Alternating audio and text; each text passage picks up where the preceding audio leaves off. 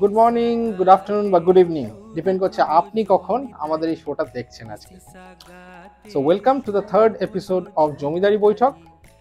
আজকে আমাদের একজন স্পেশাল গেস্ট এসছেন all the way from US, and তার সম্পর্কে অনেক কিছুই বলা যায়, বাট তিনি নিজে পছন্দ করেন তাকে বলতে অ্যাজ এ ক্লাইমেট সায়েন্টিস্ট বা ইকোনমিস্ট বা as an author. So he has more than 100 books published under his name, and এছাড়াও তিনি ছিলেন গভর্নমেন্ট অফ ইন্ডিয়ার principal economic adviser from 2011 to 2013 during the regime of Dr. Manmohan Singh. And এছাড়াও তিনি he is the founding board member of the Green Climate Fund, which is the largest UN global climate fund, and the chair of its investment committee. So welcome to Jomidari Boitok, Mr. Deepak Dasgupta. Thank you. Namaskar.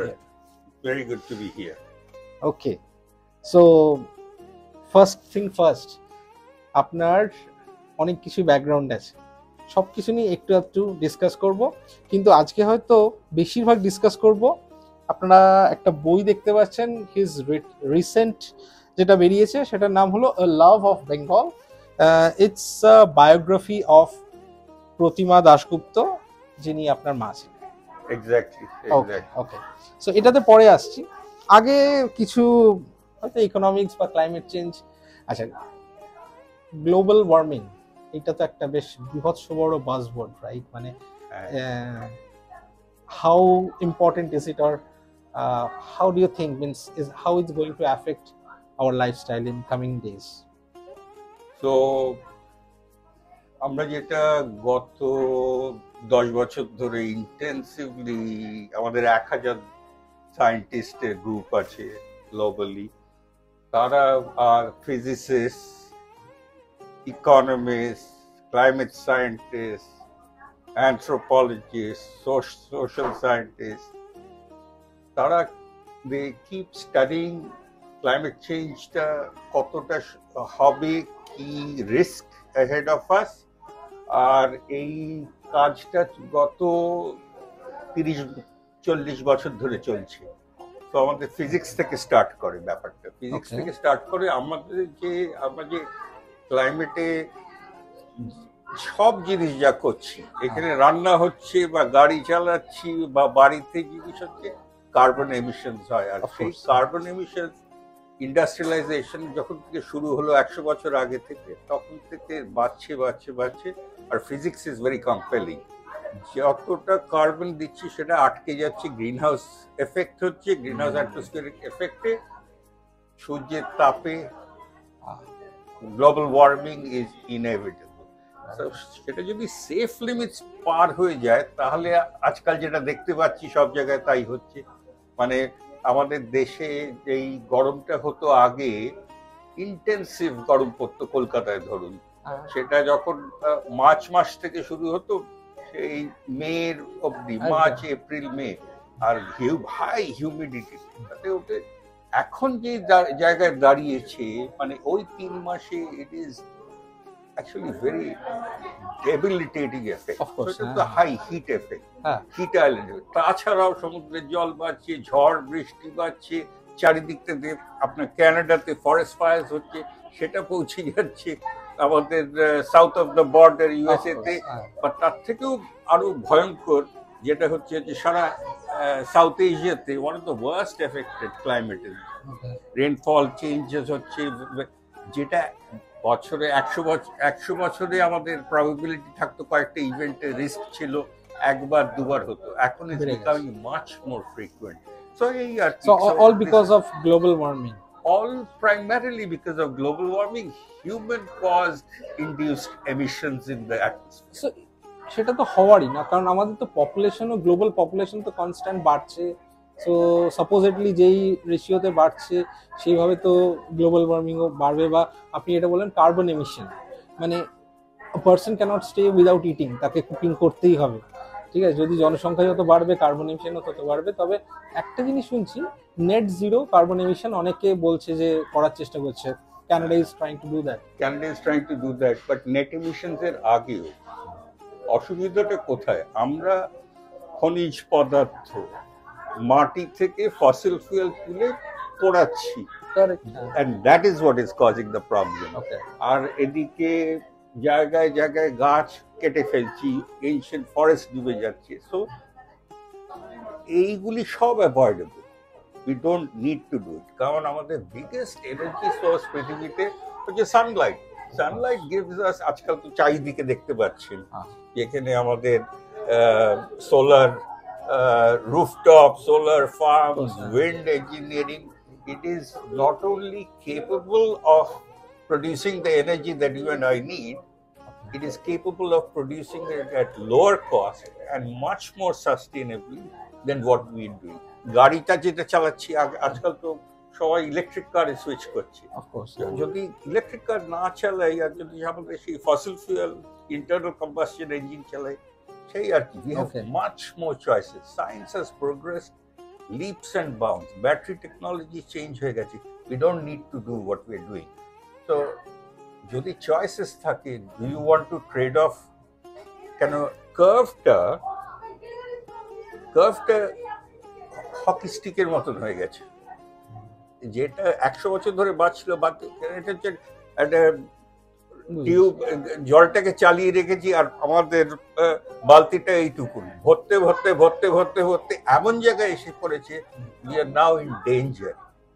It is not merely choices, we are now at absolute danger level. So question about Sundarban, আপনি একটা বললেন যে আমাদের water লেভেলটাও gradually বাড়ছে। Correct. So I have seen somewhere, I've read somewhere that the map of Sundarban is gradually changing.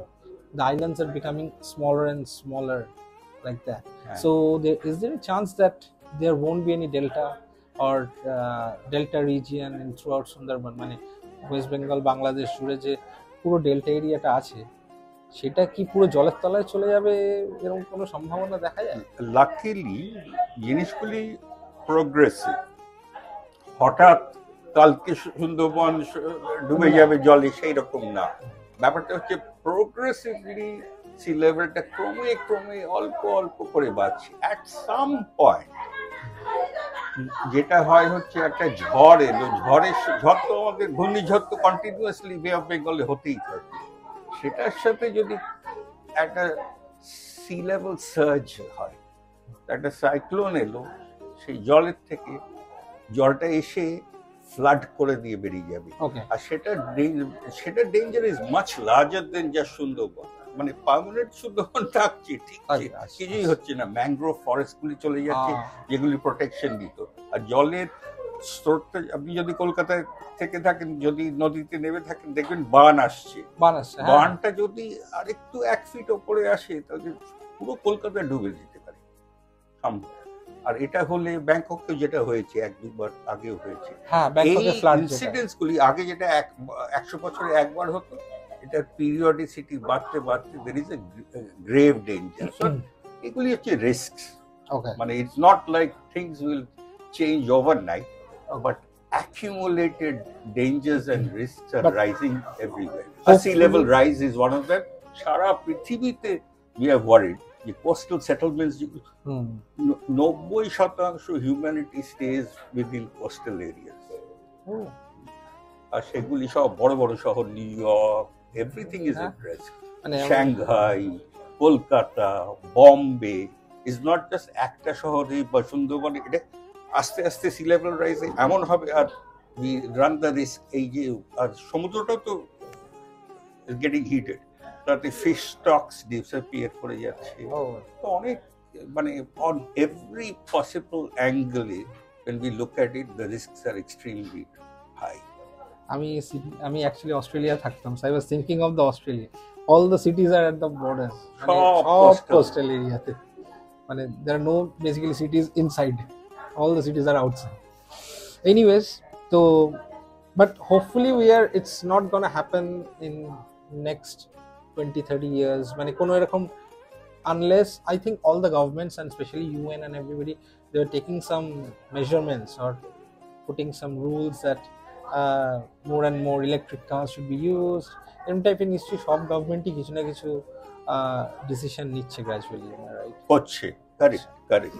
যদিও আমি বলবো না যে যেই ডেঞ্জার জোনে আছি, অলদো অ্যাকশন নিচ্ছে, বাট আমাদের চাহিদা এত বেশি বাড়ছে, মানে আপনার চারিদিকে দেখুন বাড়িগুলি বাড়ছে, পপুলেশন বাড়ছে, আমাদের ভারতবর্ষেও তাই, মানে প্রত্যেক বছর সারা ভারতবর্ষে আমরা একটা করে বম্বে সাইজ শহর তৈরি করি, ইফ ইউ কাউন্ট আবার কোথায় আরবানাইজেশন হচ্ছে, আর গাড়ি এমিশনস প্রডিউস করছে, cement, steel, everything is carbon based. So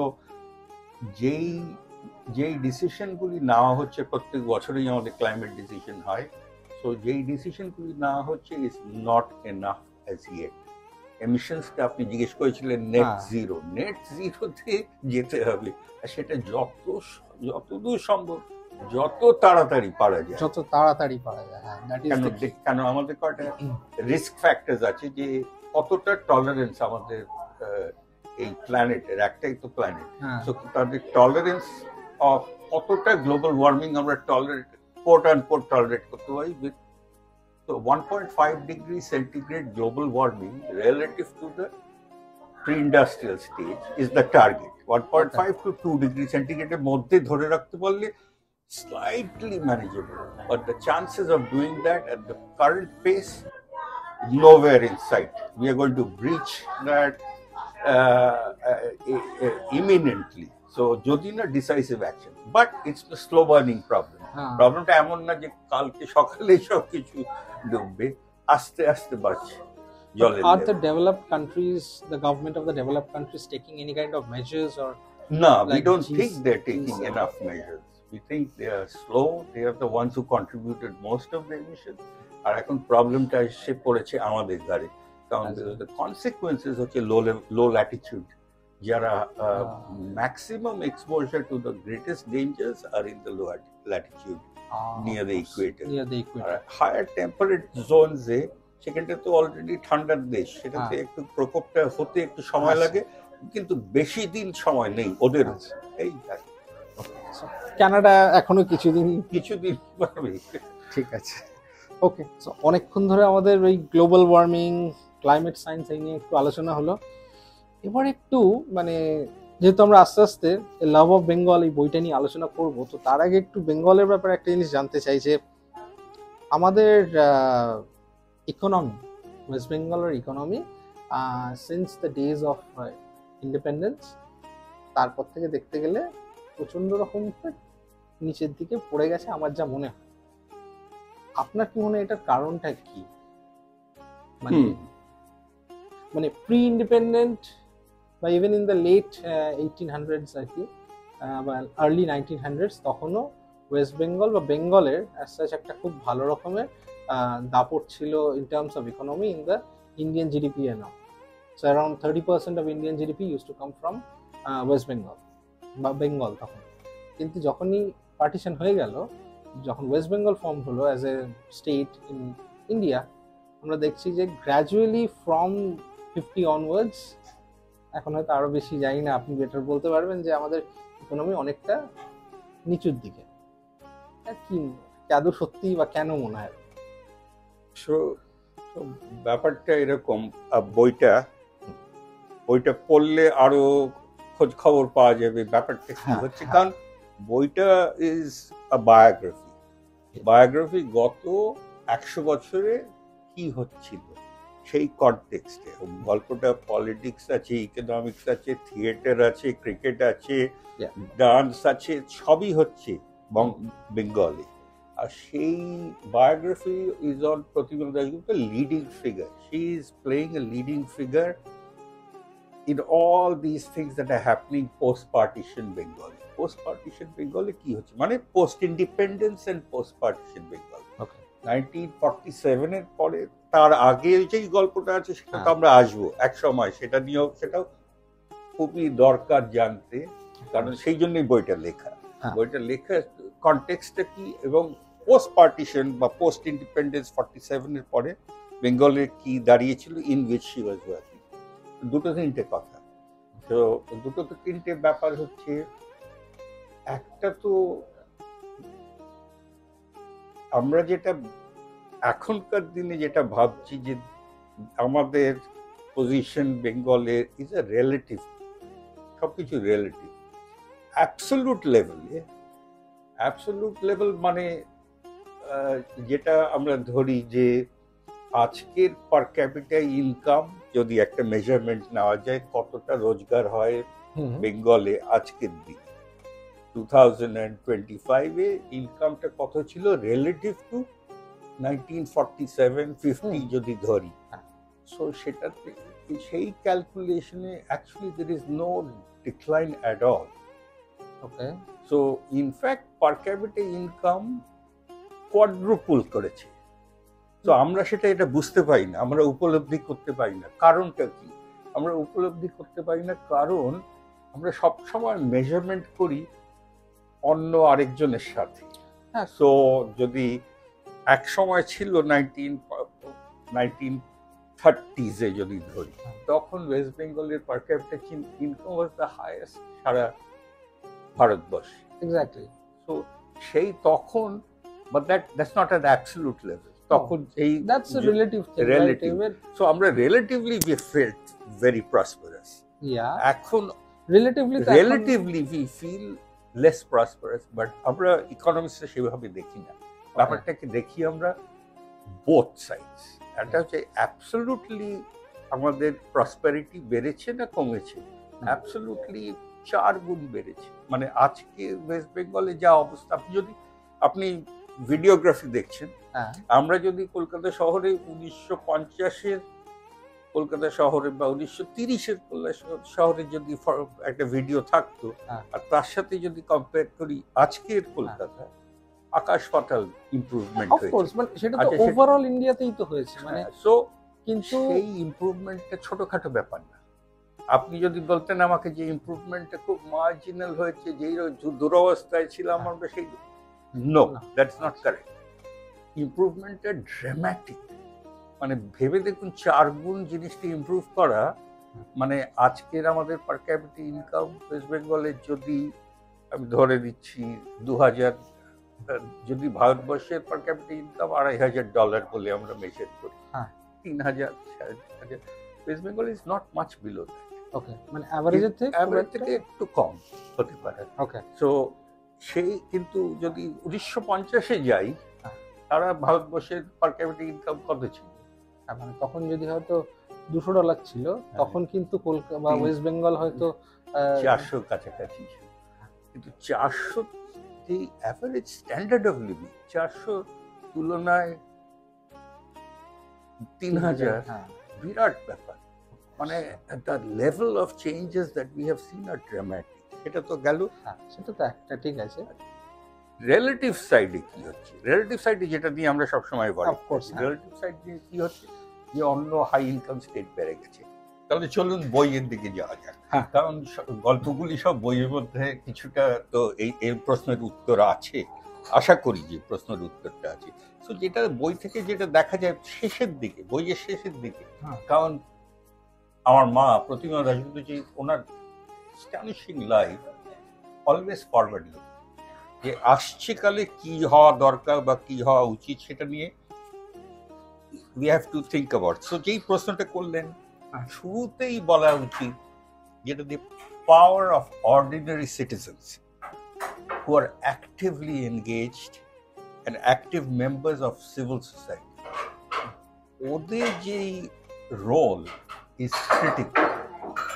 বিপর্যয় থেকে বেরোনো critical, সাকসেস হওয়াটাও ক্রিটিক্যাল।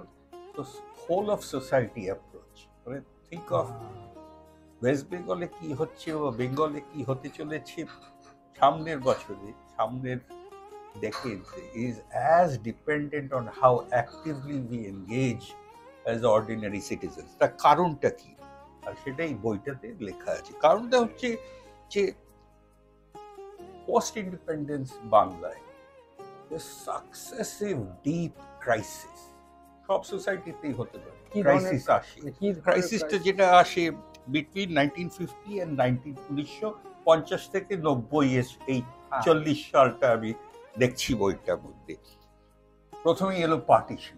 ভেবে দেখুন পার্টিশন কিভাবে আসে। পার্টিশন মানে আপনি দেশটা যদি 3 ভাগ করি 2 ভাগ চলে গেল, ল্যান্ডটা চলে গেল বেঙ্গলে, বেঙ্গলে 2 ভাগ অন্য জায়গায় চলে গেল, আমাদের রইল 1 ভাগ, 1 ভাগ, 3 ভাগে 1 ভাগ। পপুলেশন সব ইস্ট বেঙ্গল থেকে এদিকে আমাদের আসতে হলো, আর ল্যান্ডটা লিমিটেড হয়ে গেল। আর তার মানে তার থেকেও বড় কথা রিসেটলমেন্ট, মানে সবাইকে রিসেটল করানো একটা বিশাল কাজ। এইরকম স্কেল অফ চেঞ্জ পৃথিবীতে খুব কম জায়গায় হয়েছে। কিন্তু অ্যাকচুয়ালি কি এক্সচেঞ্জ অফ পপুলেশন হয়েছিল? ইকুয়াল নাম্বার যদি হতো, এক্সচেঞ্জ হয়নি, সেটা অনেক কারণ ছিল, সেটা তো কমপ্লিকেটেড ব্যাপার। কিন্তু এটা শুধু একটা উদাহরণ, মানে প্রবলেমস গুলি মাল্টিপল ছিল।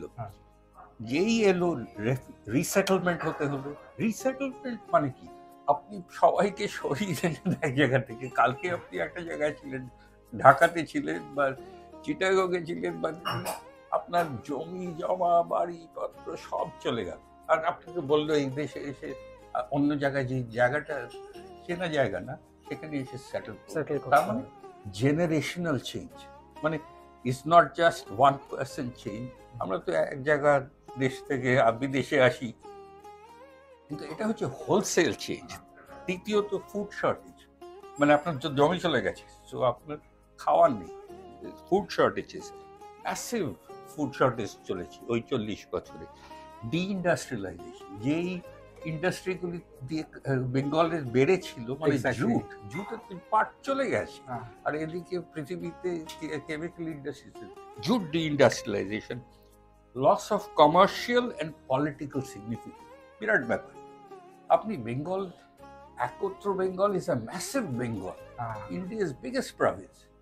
এখন আপনি হয়ে গেলেন স্মল প্রভিন্স, তো আপনার economic and political cloud overnight disappear করে গেল, জিনিসটা চলে গেল অন্য জায়গায়। আপনাকে এখন বেঁচে থাকাটাই প্রধান। তার মধ্যে পারসিস্টেন্ট নেগেটিভ পলিসিস, কেন আপনি তো ডিক্লাইন করে গেছেন, আপনার আপনি সোসাইটিতে যতটা ইম্পর্টেন্ট ছিলেন তত নেই। ন্যাচারালি অন্য জায়গা থেকেও তো they look at you slightly differently. So negative policies, percent, যেমন ধরুন কোলের, কয়লা খনি, ফ্রেট ইকুয়ালাইজেশন, মানে কয়লাটা বিক্রি হবে একই দামে, চেন্নাইতেও যা দাম বা গুজরাটেও যা দাম, সেই একই দামে কয়লাটা বেরোবে। কয়লাটা বেরোচ্ছে কিন্তু আমাদের বেঙ্গল থেকে, আচ্ছা, কিন্তু অন্য জিনিসে তো সেই প্রশ্ন ওঠেনি। কোল, সো নেগেটিভ পলিসি, তার রেজাল্টস মানে বিশাল ক্রাইসিস আফটার ক্রাইসিস হচ্ছে, 40 বছর ক্রাইসিস আফটার ক্রাইসিস হচ্ছে, বেসিক্যালি 40 ইয়ার্স ধরে ক্রাইসিস হচ্ছে। সেই ক্রাইসিসের মধ্যে টু মেইনটেইন অ্যাবসলিউট গ্রোথ, যেটা দিয়ে শুরু করেছিলাম, 4 টাইমস অ্যাবসলিউট গ্রোথ, একটা মিস করে গেলেন মনে হয়, মন্নান্তর মাঝখানে এলো, সেটা তো ধরেই নিচ্ছি 1943 বেঙ্গল ফ্যামিন, আপনার ম্যাসিভ ফ্যামিন হয়ে গেছে, যুদ্ধ হয়েছে। তো active ordinary citizens are what made possible. This is in one sense a success story, that we've come out of it head held high and society has held to its moorings. It's a birat kaj. It's an enormous success story. So আমরা চিন্তা করি, কিন্তু সেটা তো 1990 সালে, এখন কি করা যায়, জিনিসটা পাল্টাতে থাকে। সো বইটাতে বলছি, while a relative decline was perhaps inevitable as Bengal slipped from the ranks of the highest income countries, inevitable.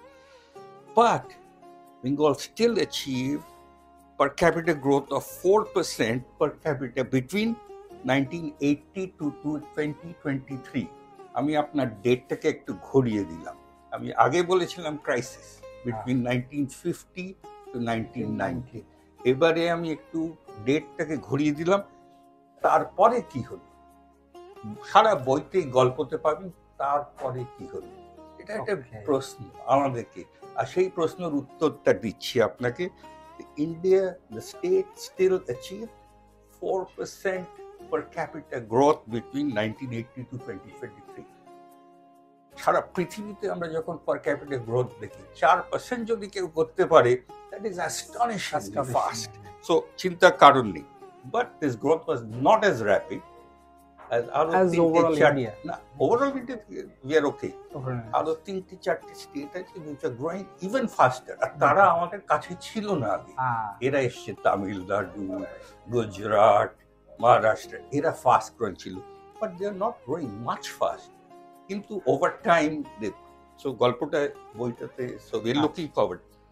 কিন্তু বেঙ্গলস পপুলেশন গ্রোথ, সো এখন কি হচ্ছে রাইট, নাইট লাইট দিয়ে আমরা দেখি এই এই যে ডেটাটা আপনাকে বললাম, এটা কি সত্যি তাই এতটা চেঞ্জ হয়েছে, উন্নতি হয়েছে? What is it, relative decline হয়েছে, অ্যাবসলিউট ইনকাম? তো আমরা নাইট লাইট ইন্টেন্সিটি দিয়ে দেখতে পাই। আমার জিডিপি ডেটা দরকার নেই, আমি দেখতে পাই যখন রাত্রিবেলায় স্যাটেলাইটগুলি ঘোরে পৃথিবীতে, আমি intensity of the night light, economic activity কি হচ্ছে সারা পৃথিবীতে, আমরা we can use that as a reliable indicator দেশে কি হচ্ছে। So I'm not telling you a story যে this is not just data dependent, it's much more উপরন্তু দুটো জিনিস very very critical for us বইটা তো তার লেখা। Core of the বইটা is about humans agency can change everything. মানুষ সবার থেকে বেশি resources না, social change, the human spirit is the most powerful spirit. আর সেটার এখন যেটা দেখতে পাচ্ছি, she's passed away, but she would have been excited to know Bengali population growth has come down dramatically. Population growth, okay.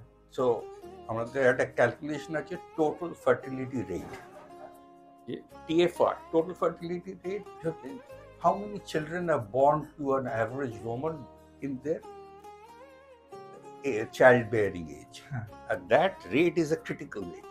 It normally just has come down, Bengali, it has come down to 1.64. It is well below replacement. So প্রশ্নটা হচ্ছে যে what does this rate mean? 1.64 children are born to average Bengali woman. That definitely means there is a population decline happening. This perspective, right? So this rate is on par with কোন দেশের সাথে আমরা comparable এখন এই রেটে? We are comparable to Norway, we are comparable to Germany, we are comparable to Netherlands. মানে so আর then দ্বিতীয় প্রশ্ন ওঠে যে কেন হচ্ছে এটা, কি ব্যাপারটা? আর study after study is trying to tell us a very different story, forward looking, future looking, human agency.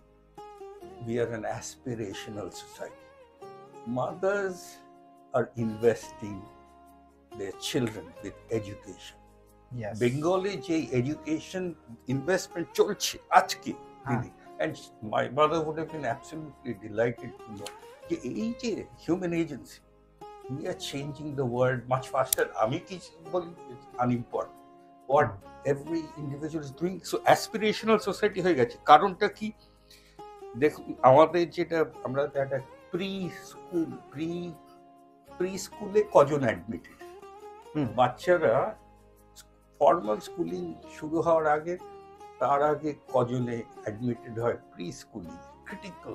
আমরা এখন দেখতে পাচ্ছি এটা has huge consequences for learning rest of the world, rest of the lifetime earnings. So in West Bengal, we have near universal education, primary schooling. That's not the issue. The percentage who are enrolled in preschool is twice the rate as in the rest of India. Wow. So that means the future is bright. The future is in our hands. And I return back to the boita pada uchit for that reason, to understand the power of ordinary citizens to change the way you do. It's not a huge problem, and we are well on our way. Kintu engagement thaka dorkar. Ar ei engagement is what she was writing about. So boyer shesher dige boita. This is a good place to. Nice. I hope it answers some of the questions that you asked. ফিউচারে কি হবে না হবে সেটা তো বলা বড় মুশকিল, but we have to keep engaged. Okay, good to know. Finally আমাদের এর মধ্যে কিছু খাওয়া দাওয়া হয়ে গেল। বাঙালির আড্ডায় তো একটুখানি বা বৈঠকে খাওয়া নিয়ে কোনো কিছু আছে ওখানে লেখা? হ্যাঁ, খাওয়া নিয়ে তো নিশ্চয়ই থাকবেই। থাকা উচিত। যেখানে আড্ডা, আর যেখানে ক্রিকেট, আর যেখানে থিয়েটার, আমাদের এই সুন্দর পরিবেশে এই বৈঠকের মতনই। So she was forever involved with Addata was an essential part of her literary life and ওনার যে theater life. So owner one of her closest mentors বলা উচিত, যেটা সৈয়দ মুস্তাফা আলী, যিনি লিখতেন গল্প। তো ওনার সাথে মনোজ বসু, ওনার যে বড় বড় লেখকরা আসতেন। খাওয়াটা ওয়াজ অলওয়েজ, আড্ডার সাথে খাওয়াটা জোগাড়টা একটা ভেরি ইম্পর্টেন্ট। তো সেখানে একটা বইটাতে একটা গল্প আছে, ওনার দেশ ছিল বিক্রমপুর, ঢাকা। বিক্রমপুর ঢাকার কুকরা হচ্ছে ওয়ার্ল্ডের সবচেয়ে ফেমাস কুকস তখন বলা হতো, স্পেশালি মেয়েদের রান্না। তো আমি জানি রাখি, মানে my root is also from Dhaka, Bikrampur.